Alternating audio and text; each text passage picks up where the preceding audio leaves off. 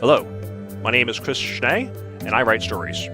This one is the first chapter of an upcoming fantasy novel called Striking Chains. It's about magic and freedom and revolution. If there's enough interest, I can keep going with audio of more of it, but we'll see. It takes place on a continent called Cotildan, the root of magic. Here's how it goes. Chapter 1. The Weave. "I need volunteers to scout over this hill," said Citizen Antoine. "We can resolve this before any servants arrive." A boy named Dominic stepped forward from the lines of the bound. He immediately felt exposed and alone on the hot, windy hillside. 3 righteous villages worth of men were behind him, and terrible bandits were lurking somewhere just over the ridge. He looked up at the citizen who owned him and many of his fellow bound. He said, "Here, sir, I'll go if you want." From horseback, Antoine appraised him and the older, stronger troops who hadn't moved from behind him. The triple triangle brand seared into Antoine's forehead stood out on his sunburned face. He said, "Call over there unarmed, and don't stand until you're well past the top. Look out for weapons, suspiciously cleared ground, anything abnormal, and then return. Good man." Dominic smiled at the compliment. The older field hands only called him boy, and Antoine and other citizens rarely noticed him at all. Dominic bowed to his master, set down the spear and wooden shield, then got down on his belly. The parched grass tickled his dirty red hair. He didn't understand why he was crawling until he'd gone over the hill and down beyond the crest, out of sight of his own people. The citizen was clever. Any villains would be looking for the figures of men atop the hill, not someone lurking a little closer to them. When the call had come for the villages to arm and march, Dominic had looked forward to an adventure. He imagined that the rebels' valley would have a storm-shrouded fortress of skulls and spikes. Anything was possible, this far from home. Really, what lay in the distance was just a cluster of a few dozen huts and longhouses amid grain fields. Very like his own village, but hit harder by this summer's drought. Even the manor house where the local citizens lived resembled his own villages. There were men and women tending scraggly gardens beside their houses that looked better off than the dry fields they were supposed to be working on. His heart thumped against the dry earth beneath him. He scurried a little further on his belly, trying to avoid crushing an anthill. There was some sort of mist that swirled around an open square somewhere far below in the village. Fog on such a hot day? And tinged with green, somehow. Something moved a few paces to Dominic's right. He gasped as he turned to look. A saddled tan mare scuffed to the ground. It had snuck up on him. Some scout he was. And where was the rider? Dominic climbed up to one knee and raised his fists. "Who's there?" he murmured, trying to sound brave. "Identify yourself, boy, if you please," said a voice that sounded as if it came from the bottom of a well. 3 sharp sticks flew through the air, heading toward Dominic's face, then paused in midair. Each rode inside a tiny cloud of green light. Dominic froze. He said, "Dominic, Village 19, Region 6. I belong to Citizen Antoine. If you're a bandit, you won't get away with it." The darts flew backward, and a gloved hand reached up from the grass to catch them. "Then I, your humble servant, will escort you to your citizen." "Where?" "Waiting behind us." Dominic shivered despite the heat. A servant? What was one of his kind doing here? "Sir, the bandits will see your horse." "Let them see. I'm here to help." A figure in a deep green tunic rose from the grass, wearing a brass mask that caught the sunlight. A slash across the eyes and a smaller one from mouth were all he had for a face. A servant in the village was always special. Dominic had seen these faceless, interchangeable agents of the Holy State before. They came to gather information, collect taxes, and lead the few citizens and their many bound in prayer. Each visiting servant would use his magic to heal the sick and entertain children, or to pray with a condemned man, Dominic saw this once, and then drive arrows through his heart and screaming throat. This magic was different, though. Dominic kept low and looked up at the man, saying, "Why do your darts glow this time?" The servant hesitated. "Describe." "Sir, the darts seem to trail and drip with light. There's a strange fog in the village below, too. It looks the same." The servant stared downhill. "You're right. Keen eyes." He turned his mask toward Dominic, a little too far, like an owl. "You've not noticed such things before?" "No, sir." "You see magic, boy. Not just the spell's effect, but its cause." Unclean force. It was safe to watch what it did, but for a bound peasant like him to lay eyes on it directly was to be tainted. His admission might even get him pinned to a wall through his lungs. Sweat beaded along Dominic's bare arms and neck. I didn't mean to." "Speak no more of this for now. There's work to do. The servant mounted his horse, and Dominic followed him back to the citizens. Antoine spotted them and scowled. Dominic said, "Sir, I didn't see people preparing for a fight, just dry fields." He would have mentioned the fog, but feared the masked man beside him. Antoine relaxed a little. "It's only a few troublemakers, then. It's been a hard year. They'll be ready to pay their taxes once we insist." The servant examined Antoine. "Which ship did you serve on before being assigned to your village, citizen? Perhaps the same one as the rebels down there. Because that would be an oversight on another servant's part. Sloppy clustering. Do you know these people, enough that you might put friendship ahead of your duty to the law?" Antoine's hand tensed on his horse's reins. "No." "Then I will observe as you provide your services to the misled bound. Watch for magical traps. I suspect they prepared a surprise." Dominic retrieved a spear and shield, and joined the other bound spearmen in their mighty line of over 200 men. Behind them rode all the citizen men who supervised their 3 villages, over a dozen branded foreheads in all. They followed the bound, with crossbows at the ready. The exception was Antoine, who rode in front of the whole procession. Dominic felt swept along as the army crested the hill to dispense justice against the bandits. A bell rang in the town below. The bandits swarmed out from their houses and fields to take up arms, while women and children fled. They were bandits, weren't they, stealing tax money from the Holy State? Antoine watched the rooftops, then pulled out an amulet from under his shirt. He held it near his mouth. When he spoke, it was with a voice like a gale, louder than Dominic had ever heard from him, and wisps of the same green light flashed by for a moment. "Citizens, come out and talk. There's still time to resolve this." That same spell-tinged mist Dominic had sensed still teased the corners of his vision. Now that he could stand and watch the place openly, the little town seemed even more like a copy of his home. Maybe one day his children would be assigned to be raised here, just as he'd been transferred to Village 19 away from his own parents. An old man hobbled into view with a walking stick and approached to within earshot. No citizen brand like Antoine's on his forehead, so he was just a bound. "Outsiders, please listen. The harvest was bad, and we barely have enough for ourselves. If you're from anywhere nearby, surely you know this year's been dry. Terribly so. Please, just leave us be for one season. Maybe our gardens—" He waved vaguely around at the struggling vegetable crops near the bachelor's longhouse and the other huts. "Maybe there'll be enough." Antoine said, "Your citizens. Bring them out to talk." "Please, sir, in the state's name. They wanted me to go ask you for mercy first." "Cowards," said Antoine. "Most of them. They should be willing to face me." The masked servant scoffed.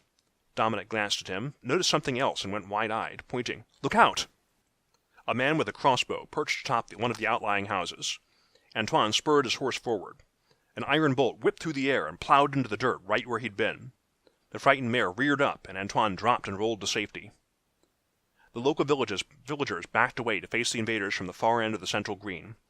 Dominic held up his shield and hoped Antoine and the servant could still fix things. The prospect of actually facing the bandit spears felt less appealing now that he saw them pointed at him. The servant rode off to one side as though he were fleeing, and then he raised his left hand. Beneath the crossbowman, the thatch roof collapsed, opening like a mouth to drop him through. Then the servant wheeled around and gestured toward another nearby house. Its roof collapsed too, and a hidden shooter yelped and fell the same way. Antoine had recovered his wits and weapons. "Surrender for mercy, bound. Your citizens are cowards, and you're outnumbered. You're not to blame."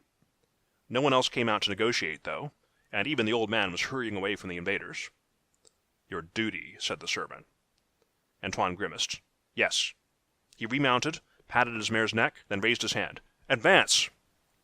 All around Dominic, muscles uncoiled and spears rattled, carrying him along in a sweep of power. The air itself felt tense, sweaty. He was in the second row, instinctively cringing as crossbow bolts whizzed over his head from behind.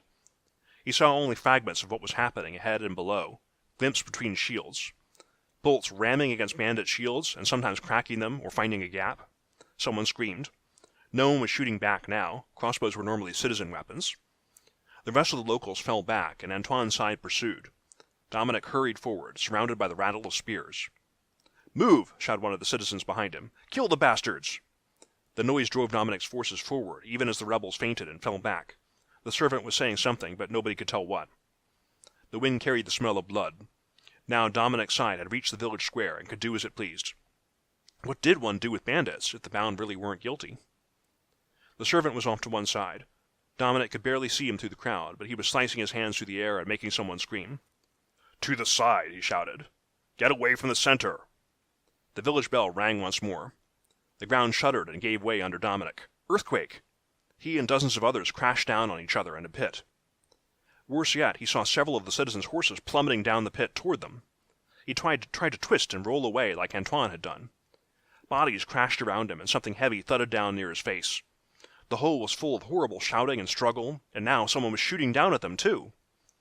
Dominic held his shield over his head and found a corner of the pit. The villagers had dug it around twice his height down, maybe by magic, as a trap. Someone kicked his left knee out from under him, and he fell. Dominic yelped and landed under his shield, just in time to feel a crossbow bolt thud far enough through it to gash his arm. Where was everyone else? They couldn't all be down here. The pains-kicking horses were a bigger danger than the shooters above. "You there, help me up!" one of the farmhands called to Dominic. Dominic had learned threshing from him. He ran over and crouched to offer the man a boost, just in time to dodge a bolt that went instead into the man's chest.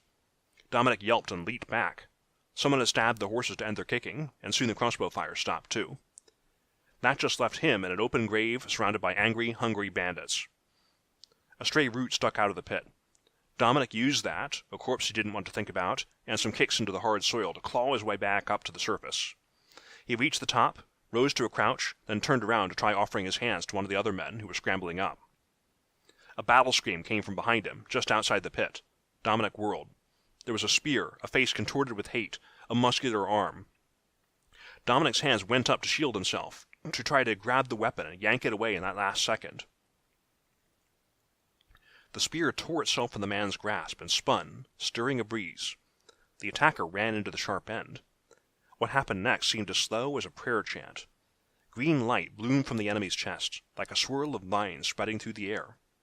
The blood that flew after it followed the same winding paths until, for a moment, a sculpture of grass and fire seemed to hang between them. The impaled spearman's bright green eyes stared in disbelief as life left them. Then the ribbons of color shredded. The servant strode into view with several bound at his sides. These men with him seemed strengthened just by being near him, wreaking havoc with casual thrusts. Dozens of people had collapsed around the village, some screaming and others forever silent. The servant lashed the area with his booming voice, similar to what Antoine had done but without needing a prop. Or maybe the mask did that for him. "Surrender, if you please. Your citizens aren't helping you, and your trick wasn't clever enough. Your only hope," a thrown spear flew at him, but deflected as though not daring to hurt him, "is to put your weapons down." Antoine, meanwhile, was at the pit's far edge, hauling people up. The loyal troops regrouped to face a diminished crowd of rebels. Dominic began to relax, but that vision of the green haunted him. Killed a man. The whole town stank of fear and blood now, and people moaned and twitched on the ground. He could do nothing to help. Instead, Dominic took up the first spear and shield he found, ready to join in the fight if it continued. He held the spear far away as though afraid it would turn on him, and pushed away the thought of the swirling blood. He couldn't be a coward while there were people still here who still needed him. Even though there might be more danger at any moment, he yawned, suddenly feeling like he could collapse. He forced himself to stay upright. "Are there any local citizens left?" asked the servant, loudly enough to be heard by hundreds as the skirmish died down. "Come out from wherever you're cowering. The state is rather upset with this village right now." He flicked his hands downward, and drops of blood fled from his robe. The locals looked around at the invading force as still greatly outnumbered theirs, and at their town. The ground was gouged by their own trap, and the huts' roofs were shredded, their walls cracked. Then someone snapped, pointing frantically at the women's quarters. Other local villages broke from the group to go there. They hauled a few battered, bleeding citizen men and women out of hiding, then shoved them in front with many apologies. The bandit citizens' eyes were wide under their brands, and they searched in vain for an escape route. The servant said to the bound, "If you wish for mercy, kill your citizens." "Sir," said Citizen Antoine, "there's no need to do that. These people will pay their taxes and scrape through the season. Besides, there are fewer mouths to feed now." The other loyal citizens, the ones who'd come to smite the bandits, wisely kept their mouths shut. The servant said, "The law requires us to see justice done. These men drew the blood of loyal bound and citizens. Will you do your duty, or shall I assist you?" Dominic watched his master. Antoine sighed and told the bandits, "Your village has been declared outlaws, enemies of the holy state. If you were only following orders from your citizens, then you are blameless. Your actions are only caused by your proper loyalty to improper leaders. Kill them now, and their blood will absolve you of their sins." The outnumbered peasants wavered, some obviously wanting to fight on. One little citizen man whimpered and ran away, staggering across the dry earth. Dominic caught a glimpse of the runner's eyes. It was the servant's blank mask he'd been looking at. The servant pointed at one of the mounted, loyal citizens. "Perhaps you should catch him." The citizen kicked his horse and dashed forward. Dominic watched the horseman catch the fleeing man, club him, and drag him back, whimpering. Then one of the bandits jabbed a citizen man, the fattest of the lot, just hard enough to make him yelp. The little spear thrust seemed to give the other rebels courage to stab too, harder, until the whole bunch of rebel citizens fell screaming and dying to the dirt.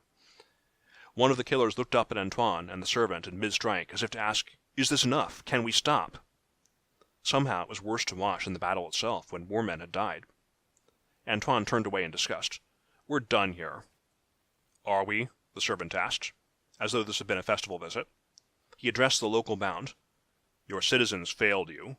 We servants failed them in turn by not providing proper oversight. New citizens will be assigned to you. I apologize for the disruption and will help you to tend the wounded. You can expect a follow-up servant to check on your reconstruction progress and a resumption of merchant visits. Bring forth your most wounded." Dominic gaped at the servant's efficient, matter-of-fact speech. "After all that, you're healing both sides." The servant turned his head slightly toward Dominic, letting him see the edge of the darkness behind the mask. "There is only one side, boy. We are all working together for the Holy State. Problems happen, and we correct them. Does anyone here have other troubles that need my attention?" Somehow, no one did. The masked man let citizens guard him with crossbows while he worked. His gloved hands moved over the spear wounds, spreading vines of light around torn flesh. Bones began to knit, and flesh to stretch back into shape. Dominic had seen visiting servants and occasionally a citizen perform this sort of healing before by magic, though without seeing the light that drove it. Again, blood from the wounds tended to flow in tendrils that matched the spell weave. Dominic thought back to the life he'd ended, in justice's name and to save himself from immediate death.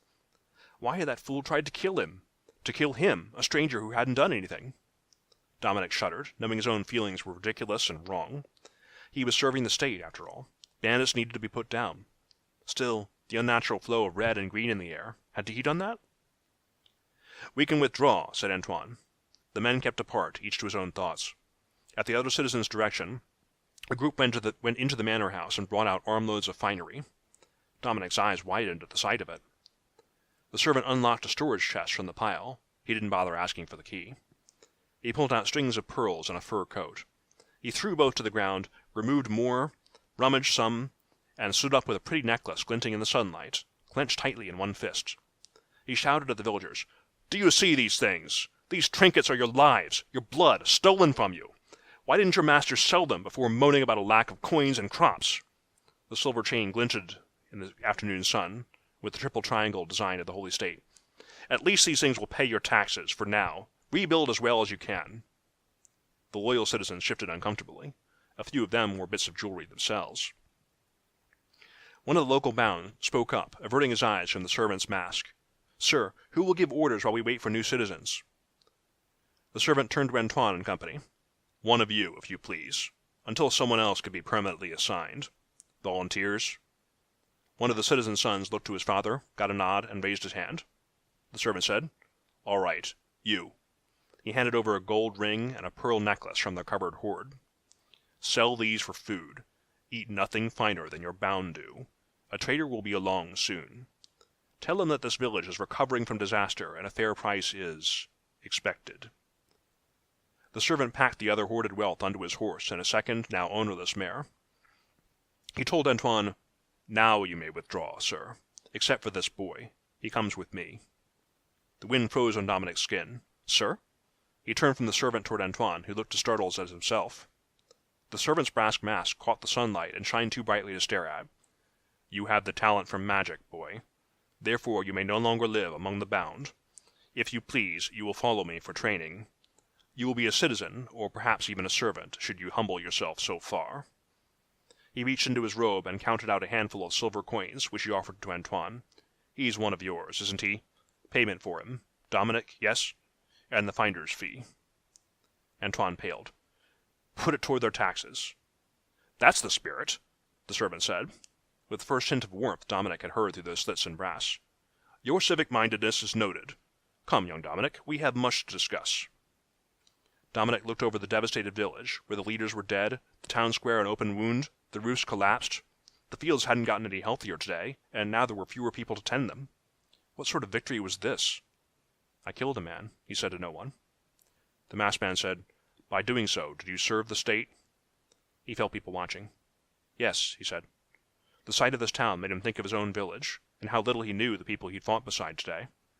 There was nothing for him back home, especially if the next harvest might lead to the same kind of disaster. His citizen clapped him on the shoulder and looked him in the eye. You did well today. Fight with word and blade, and you'll go far. Dominic looked between the servant and Antoine, between the unknown and deadly realm of magic and the familiar fields a short march from home. Do I have to go? The servant peered at him. The other option is to pretend your little spell outburst never happened. You may see the weave, but as a bound, touching it again will mean a slow death for you. He hardly even understood the transaction between the servant and Antoine. Coins were for taxes and supply caravans. He supposed he'd just been bought. There was so much he'd failed to know and learn so far. The strangeness of the servant, the villager's willingness to defy the state, and the power he'd found in himself to kill. He feared not knowing more than he feared learning. Some part of him was eager to see what was beyond the town he knew, and where these frightening things came from. He told the servant, I should go with you. This has been a reading of the first chapter of Striking Chains, an upcoming fantasy novel that I'm in the process of reworking. It's in the same world as a novel that's already out on Amazon called Striking the Root, which was my second novel, actually. This one hopefully will be a little better. We'll see what popularity there is for this video and whether it's worth continuing with more chapters of this as audio. As usual, thanks for listening, and until next time.